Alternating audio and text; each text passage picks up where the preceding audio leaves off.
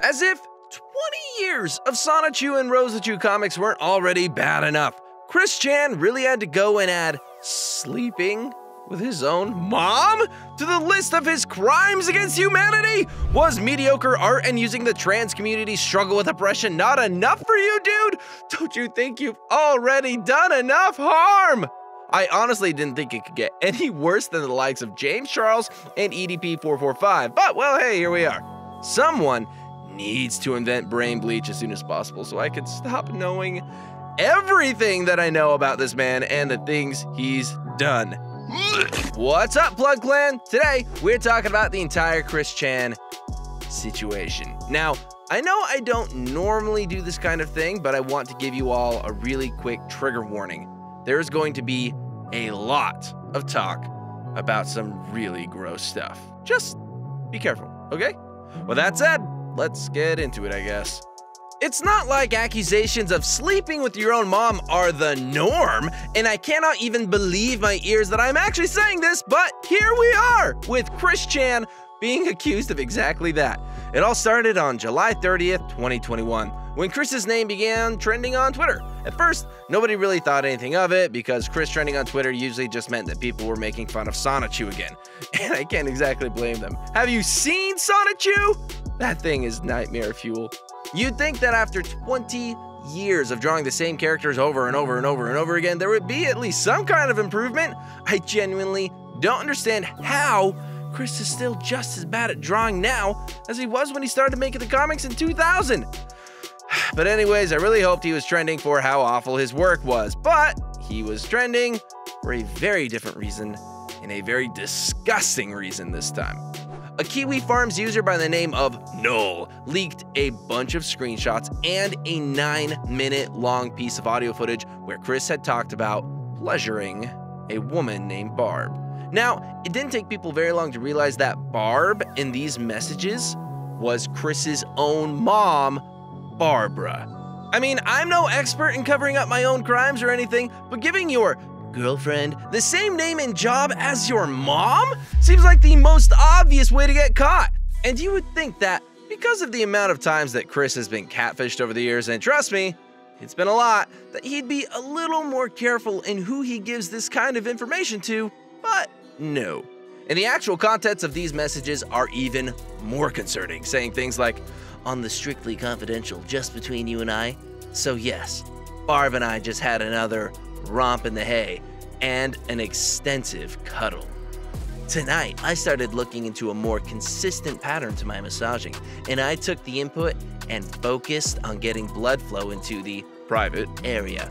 And if that wasn't already bad enough, then Chris, oh my gosh, Chris then went on to try and justify it by saying, "When we cuddle, and this actually impresses me more, I literally feel our souls bonding and coming together as one during that time.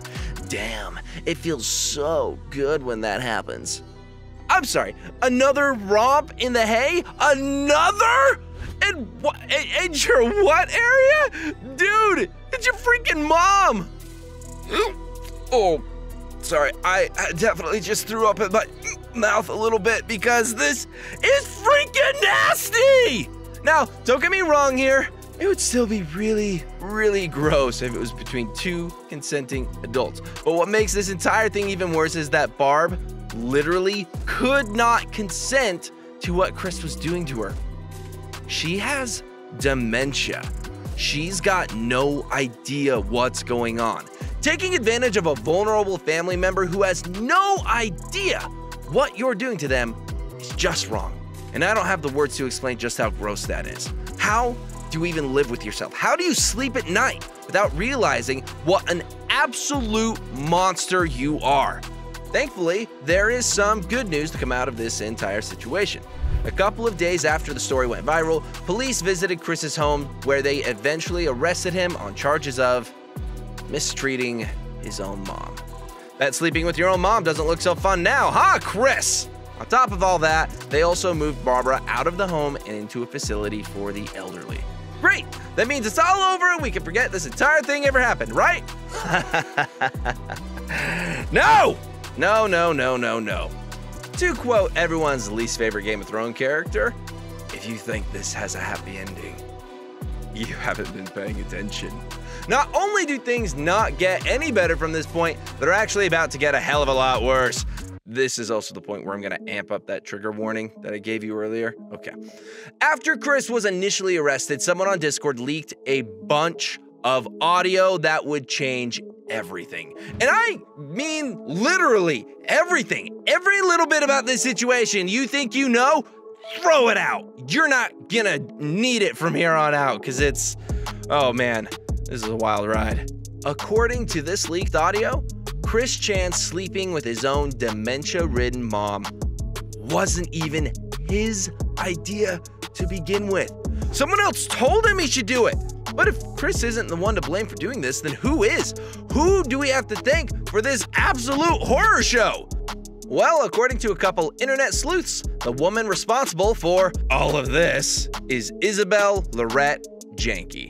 Some of the audio is really hard to listen to, but it seems like Isabel not only knew about this entire disgusting situation, she was actively encouraging him to keep doing it. They discuss the details of him mistreating Barbara as though it's the most natural thing in the world. I mean, listen to this and tell me it's not the grossest thing you've ever heard. And I encouraged her positively, let her make the first move. She wanted to do it. And she did? Really? She made the first move? Yeah. I forgot exactly what terminology and approach I used, but I approached with care and caution. That's good. And I was direct and upfront with her for the most part. That's good. I don't remember exactly what she said, but it was I think she was partially confused at one point, but then she came around, obviously. They're talking about his mom! This isn't normal! It's not! Normal people don't do things like this with their seriously ill parents who cannot consent, and they definitely don't think that they're genuinely helping them get better. There's a word for people who do this kind of thing that starts with an R and it ends with an E, and I'm not allowed to say it, but you guys know what I'm thinking, right? Yes, you guys get it.